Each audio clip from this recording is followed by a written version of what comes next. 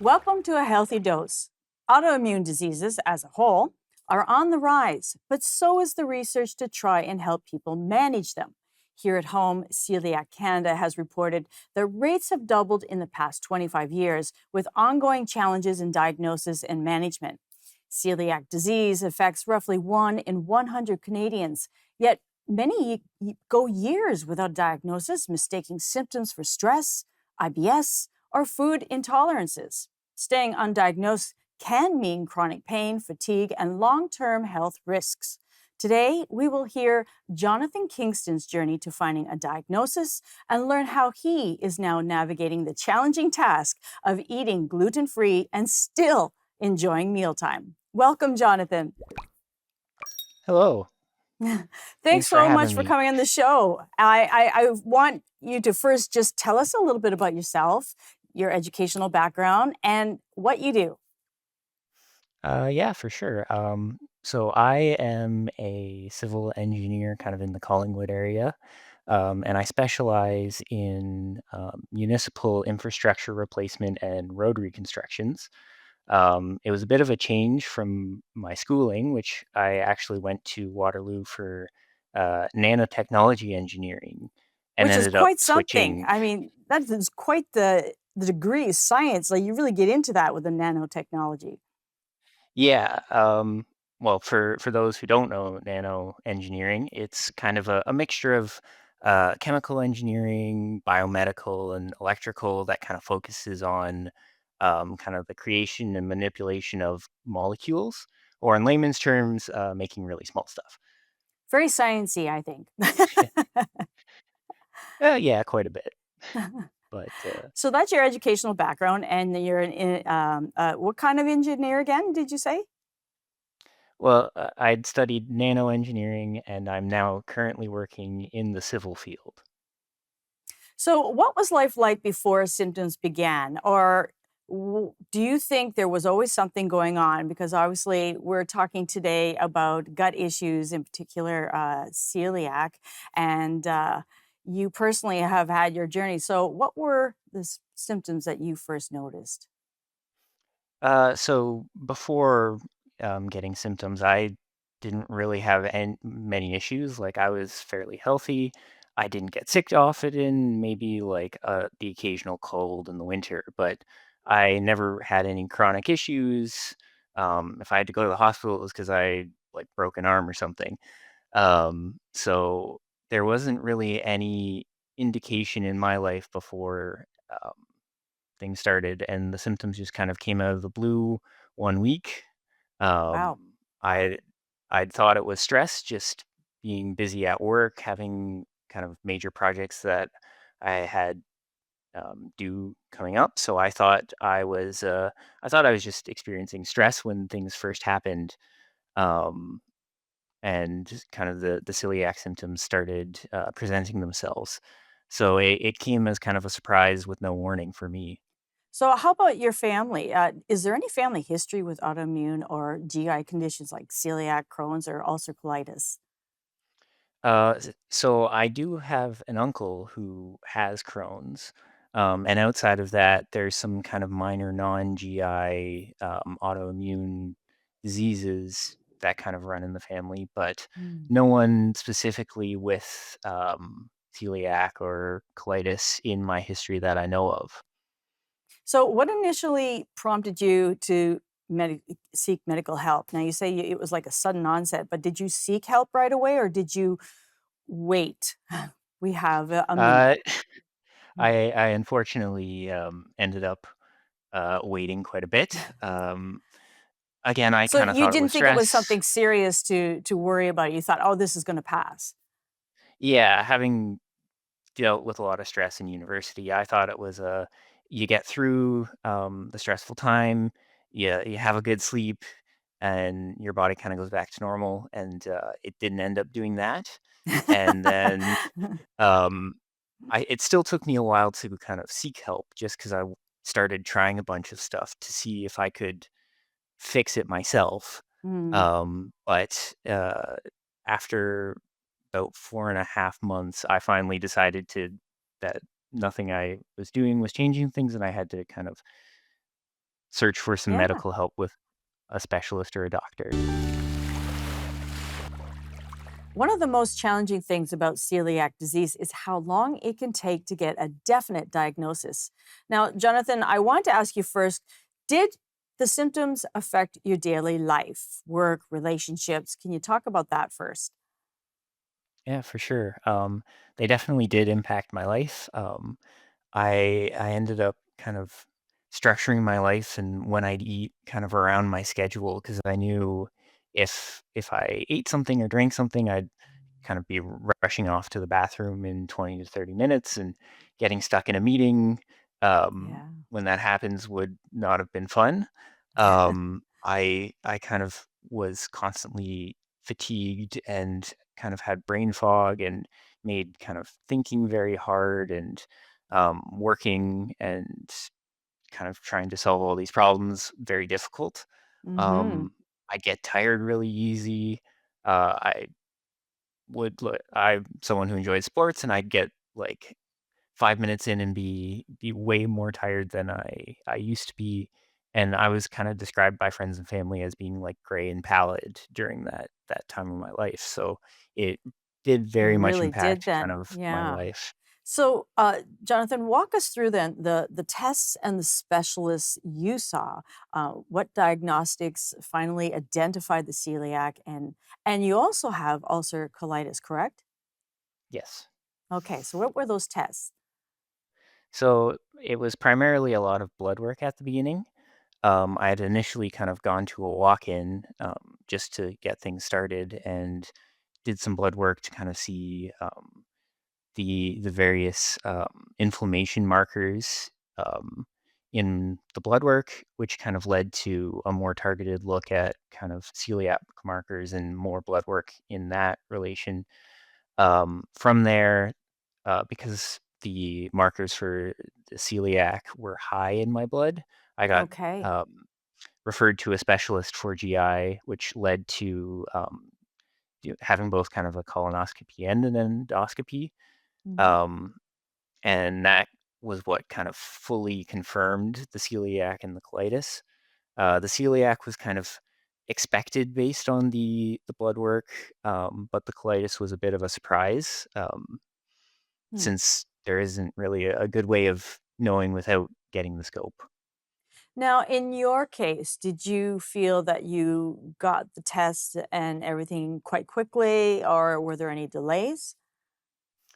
I mean, it always kind of takes a bit because it's for all the tests you have to go, you have to do it, it has to come back to the doctor. So the whole process kind of took about 6 months from initially um, doing that first walk into the walk-in clinic to finally getting the scope, which is, from what I understand, fairly standard, especially with how busy the specialists are.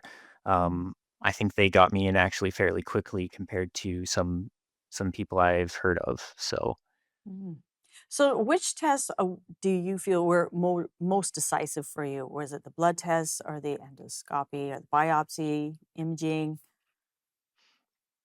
well, the kind of scopes seem to be the one that obviously the biopsies were the ones where it was like fully yes, you have everything once the results of that came back in. But the initial look through with the colonoscopy and the endoscopy were basically like we're 98% sure you have this, Mhm. and it was what led to the initial um, information on changing my diet and starting Right. medication.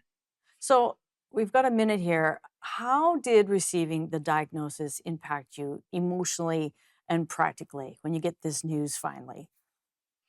Well, for me, I kind of went into my engineer mode and okay, how do I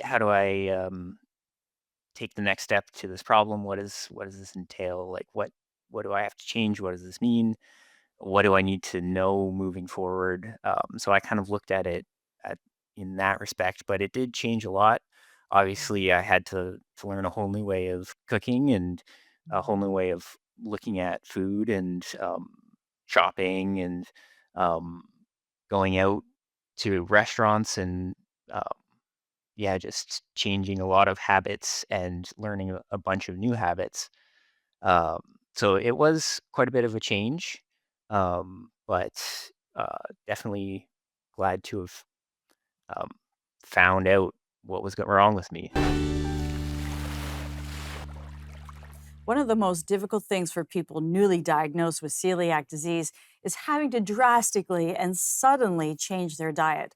All the favorite foods immediately become taboo, and eating feels like navigating a minefield, which I can personally attest to as well. So, with that in mind, we are going to talk about diet change. But first, we didn't get a chance to mention in your particular case, what was the treatment plan that your medical professionals gave for you since you had celiac as well as ulcer colitis? Yeah, so obviously with the celiac, I was put on a gluten-free diet. But for the colitis, I'd been given a medication to try kind of for 4 months to see if I could get my flares to go into remission. And it worked fairly well. But the moment I got off, I went right back into Oh. flaring. So it led to some kind of continual looking at corticosteroids and then eventually kind of a biological immunotherapy, um, which has been working well. So, despite my diagnosis being about a year ago, um, it's still been a process to kind of figure all the the Mm. medical treatment plan for me. And I think that's important for people to know. You don't just overnight fix everything, and they have to tailor it according to everyone's individual case. So no one really knows how fast it's going to be. You just have to, as much as we don't like it, you have to be patient. And so let's talk about diet then. So how did your diet change immediately after diagnosis with celiac and ulcer colitis? What were the first steps you took? Well, my first steps actually kind of outside of the diet were to do a big clean down of my kitchen and all of my Ooh, appliances. Um, I just didn't even think about since that. cross contamination is such a big thing that like you have to make sure there's no gluten anywhere in your kitchen. A lot of people have to like throw out their toasters and get new ones. Mm. I was fortunate to have like a toaster oven that can be cleaned fairly easily, but yeah, that was kind of the first big step. And then from there, I kind of basically cut out all gluten and stuck to a lot of rice and meat and Mm. veggies, until I had some time to kind of research the various options, and get some information on what was safe and what wasn't. How long did it take to notice improvements after going gluten free and following the medical guidance? So I noticed kind of about 2 weeks it took for me to start noticing improvements. Um, Obviously things got a little more complicated with me having kind of the two different Hmm. issues. So it's a little hard to kind of figure out which one is the problem. Uh, Joy or bliss? Sometimes, but yeah, it seems to be kind of like a 2 week cycle where if Mhm. something starts going wrong or something gets better, you notice slowly. So, did you need additional medications for the ulcer colitis? Like you talk, is the immunotherapy more for that, or how, and how did that interact with your dietary approaches? Because obviously you go gluten free, but ulcer colitis, does that mean that there's some other foods that you had to leave out for a while or permanently? Uh, no, for the colitis, basically, I was told everything causes it to react no matter what you eat. Lovely. So it was more just a matter of finding something that would get me into remission.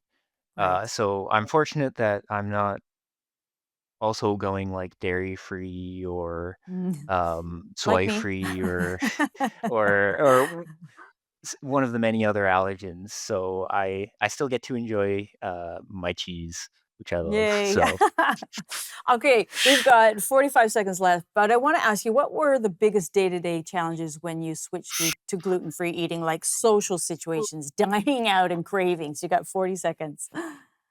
yeah, so a couple of big ones were just double checking everything. It's so easy to, Mm, when shopping, just throw something in thinking it was safe. And I got with soy sauce, which I didn't even realize had wheat in it right? typically. Um, and yeah, being very careful when you go to restaurants and also, yeah, having cravings of seeing like a pizza on a commercial and Oh, being like, oh, I yes, can't go I order know. pizza anymore. And kind of missing a lot of those things that people every kind of take for granted every day. There are several cookbooks out there to help people learn how to cook gluten free, but this author looks at cooking from a scientific perspective. So, Jonathan, how did your science background influence how you learned to cook gluten free and troubleshoot recipes? And this is the book we're going to be talking about throughout the segment, especially with Jonathan's background in science, Yeah, so for me, I kind of I already enjoyed kind of cooking and baking already. which is good for you. So yeah, I thought I was kind of uniquely not qualified to be put in the situation, but kind of had a bit of a leg up. But I definitely enjoyed, specifically in that book, kind of the explanations for certain ingredients that are used typically in gluten-free baking to kind of replace certain things flour does in a recipe. I think that's one of the difficult things is that this book you're saying that like trying to get that consistency when you have to substitute Hmm. something and you try it and the texture is different, it's maybe drier or wetter, and that challenge. So you're saying, you know, like this book here really helped you kind of tweak that from a science perspective, Well, it kind of went into depth on certain ingredients, why they're used, what they're replacing based on what the flour does in a certain recipe, right? um, some of the how it responds to certain things like water or fat in a recipe that a normal kind of home baker might not really think about, and it kind of gives you an idea of if it does end up failing based on how based on the ingredient and why it's used, here might be the reason why, um, your cookies didn't turn out quite so well. Now, I think you definitely have an advantage because you really love science, and this is really based on really how things are put together and their elements. Very different from me. But even with your advantage, what were the first baking failures and breakthroughs you experienced when adapting recipes? Um, my first big failure, I've had a couple. I've been fortunate to not have many, but, a couple that kinda stand out was, I wanted to make apple cider donuts kind of in the fall, Ah, and, um, it was my first time kind of deep frying. Cake donuts are very, fragile to begin with, and when you add yeah. in gluten-free, which has very, very, very little structure in it, they kind of fell apart on me and did not turn out well at all. But in terms of stuff that has worked out well, gluten-free is very good for things like cakes and pastries and brownies that Mm, you're kind of trying not to develop gluten in. And I've been right. able to make some fairly good brownies and pies and shortbread cookies that turned out really well just because um, they're almost more foolproof in gluten-free baking because you can't make them too tough and chewy. So Right. Well, so what were the principles from the book that you found were most useful for gluten-free baking in particular? Um, things I found most useful were kind of the explanation on the specifically xanthan gum and psyllium husk, which are kind Mm, of used as thickeners, and they're often used in breads and cakes, but they have slightly different uses, and it kind of really went into why you use one over another for a certain recipe, and um, why they work. And I found that kind of helpful because who's used xanthan gum in their everyday cooking before being celiac? Right? So I wanted to wrap up with asking you this one thing. If someone's newly diagnosed with celiac and is like, this is brand new world for them, what piece of advice would you like to leave today? Well, I've got two quick pieces of advice. One, if you can find someone else who has celiac or some other gluten-free issue, um, they have a wealth of knowledge of stuff they've tried that's worked well. I was fortunate enough to meet a couple of people with celiac and with Crohn's who, when I just first got diagnosed, were more than happy to provide me with all the things they use, all the restaurants they've tried that are safe, and That's great. all the tips and tricks that they'd found. And and the other piece of advice would be, yeah, do as much research as you can, because there is a lot out there, and a lot of stuff that you don't know until you start looking, and a lot of hidden places that gluten shows up. And Right. the more you know, and the more you're informed you are, the easier it is to kind of plan and find what works for you.